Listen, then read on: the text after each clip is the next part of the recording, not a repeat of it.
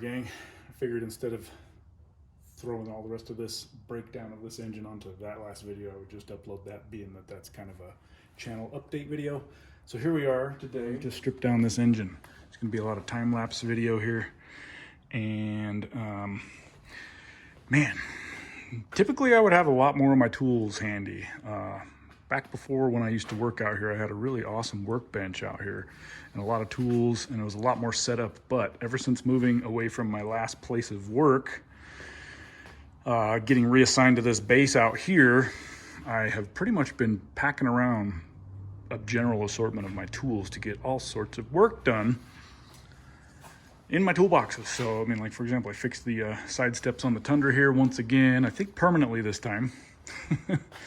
But it's quite remarkable what you can actually achieve and accomplish with just a pretty good loadout of your basic wrenches, sockets, hammers, chisels, punches, and so forth. So unfortunately, I did not bring my 1/2 to 3/8 reducer, nor do I have my impact driver 1/4 inch drive 3/8 square socket driver for that, or a 1/4 inch as well.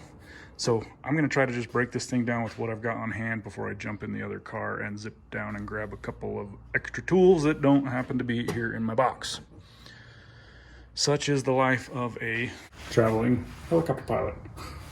So anyways, what I like to do is typically, before I'm about to break down anything, is just do a nice once-over video to use to come back to for reference of component placement, bolt lengths,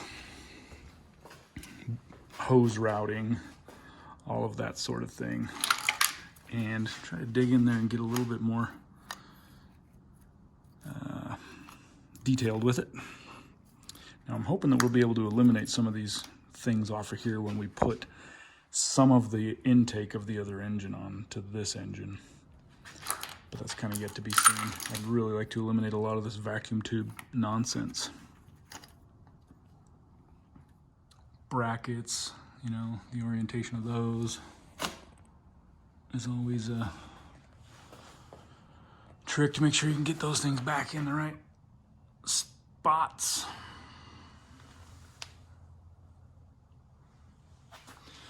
But there you go. Hopefully I can get this done, and mostly done in one session. If not, I'll come back and knock out the rest in the last session. But hopefully I can get it all done before I have to run down to the parts store, hardware store, to grab those extra tools.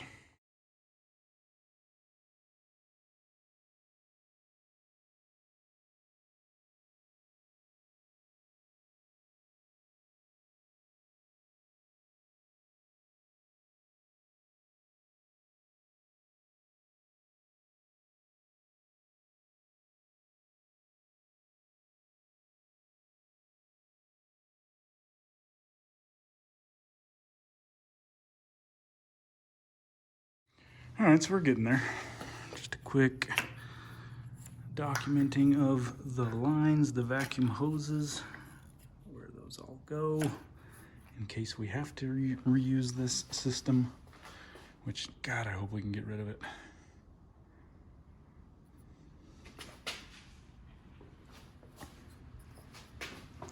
I got one broken bolt so far. It's this little guy up in here. So that's kind of hating it. I'm gonna have to try to drill that dude out. It's gonna be super fun.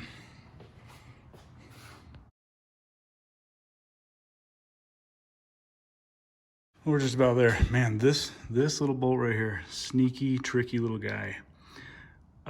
Cap head Allen screw that I was fortunately able to get to crack loose, but that one I almost didn't have the right tool to get it done here. Got lucky. Kind of the crux of this whole dismantling operation, I'd say.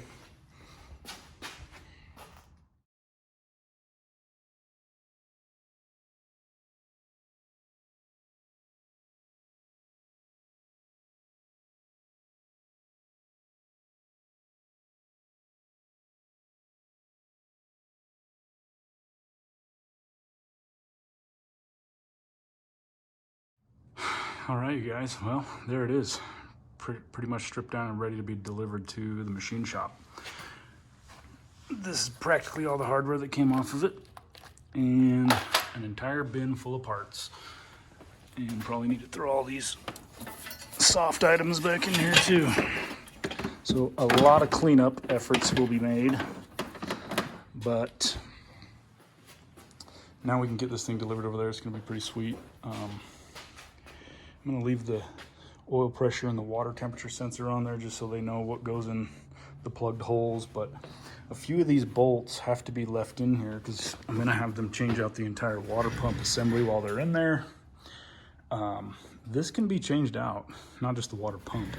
The timing chain cover assembly can be changed out with it in the truck without pulling off the head. I was able to achieve that on Kyler's truck. If you're curious about how that goes down, it can be quite the trick, but it can be done. The point is that I've got to leave a lot of the stuff on so that when they put all that back together, they've got the hardware that's necessary to do that. Now, I'm going to send this with it. This is the one bracket for the alternator, I think it was. It goes over here, which they will essentially need to be cleaned up and then reinstalled at the same time that they're putting that whole thing back together so that they can get the proper torques down on all those bolts that go through this component here. And then I'm gonna send it with the pulley, I guess. I was gonna clean it up, but I'll probably just send it with that. So stay tuned. We'll see how long it takes me to get this thing returned. Now you can see a lot of coolant was seeping down right here. So I'm kind of hoping there's not a crack. But worst case is hopefully between the two engine blocks that I've got, I can actually get a good engine out of this whole ordeal. I said it would be a few weeks. It's probably going to be best case scenario, you guys. It's going to be 6 to 8 weeks before this engine is back from the machine shop. A couple months. And by then we'll be halfway into winter or halfway through winter. And so, I don't know, maybe by springtime we'll have this sucker running again. Stay tuned, and thanks for checking out the video. If you want to look around the channel, see if there's anything else you might be interested in watching, that would be cool.